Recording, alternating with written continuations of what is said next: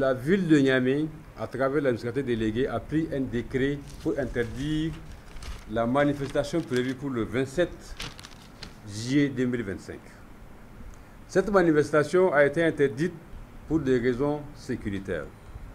Nous avons fondé beaucoup d'espoir pour qu'ils puissent autoriser cette manifestation, parce que c'est une manifestation qui a été initiée d'abord pour soutenir les militaires qui sont sur le terrain de combat, nos FDS, nos braves militants qui sont en train de se battre jour et nuit dans toutes les situations que nous connaissons. Nous avons voulu rappeler à l'État d'injecter beaucoup plus de moyens dans les FDS. Le deuxième objectif, nous avons voulu saisir cette opportunité pour que les autorités nigériennes, parce qu'ils sont venus, disent-ils, pour restaurer la dignité au peuple nigérien, pour restaurer la souveraineté au peuple nigérien, pour refonder la République du Niger. On ne peut pas restaurer une démocratie, on ne peut pas refonder une république dans l'injustice la plus totale.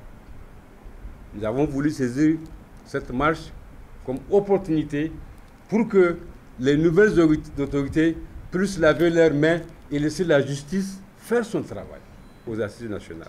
C'est les délégués qui ont réclamé, ils ont demandé, ils ont exigé à travers les conclusions de rendre justice au peuple nigérien à travers les différentes affaires. Notamment, ils ont demandé de faire la lumière sur l'assassinat du président Ibrahim Baré Menassar, de faire la lumière sur l'achat de l'avion présidentiel, sur la disparition tragique de l'ancien avion présidentiel, de faire la lumière sur la tuerie des jeunes de terrain, de faire la lumière sur toutes les affaires, ministère de Défense, Iranium Gate, toutes les affaires qui ont défrayé la chronique durant les 13 ans d'injustice que nous avons connus. C'était notre objectif. À travers cet objectif, on a dit qu'on va demander la libération du président Mohamed Bazoum, parce que pour nous,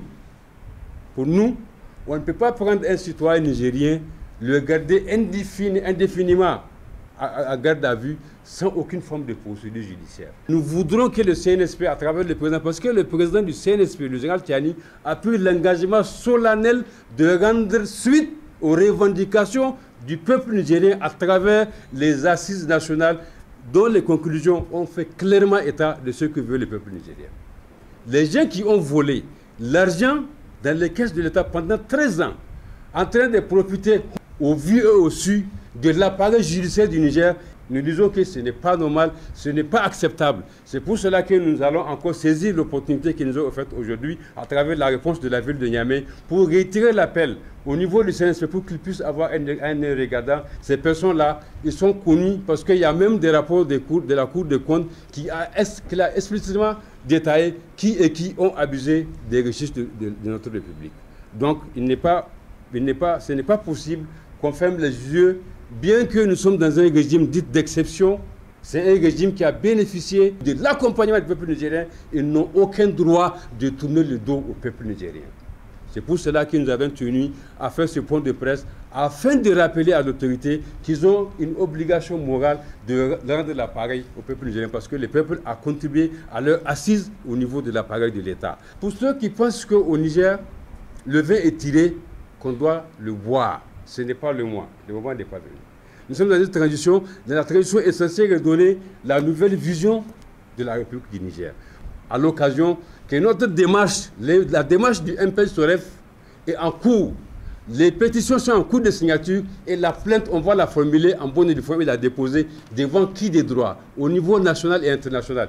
Lui et tous ses complices qui sont en train de penser qu'au Niger, ils sont intouchables, qu'ils sont au-dessus de la justice. La justice a tous les intérêts de se ressaisir et de les appeler à l'ordre afin que nous, autres peuples citoyens, qui mourons de faim, de famine, qui n'avons pas où dormir, il faudrait que nous puissions profiter de ce qu'ils ont volé là, qu'ils le remettent dans les caisses de l'État et qu'on puisse faire fonctionner l'école, la santé et donner beaucoup plus de moyens à nos forces de défense et de sécurité. La marche a été interdite. Nous prenons acte parce que nous sommes des légalistes. On ne peut pas aller à l'encontre de la loi de notre République. Nous lançons un appel pressant, un appel patriotique à l'endroit de l'ensemble du peuple nigérien pour qu'ils se tiennent debout et mobilisés pour les futurs mots d'ordre qu'on va lancer. parce que la bataille, ça vient que de commencer. On ne peut pas s'asseoir ici, observer la Renaissance 1, 2, 3, profiter de notre ressources, revenir sous d'autres formes et monopoliser encore la parole de l'État à travers les nouvelles parties qu'ils peuvent créer. Parce que seuls les gens qui ont volé l'argent ont la capacité de créer des partis politiques aujourd'hui.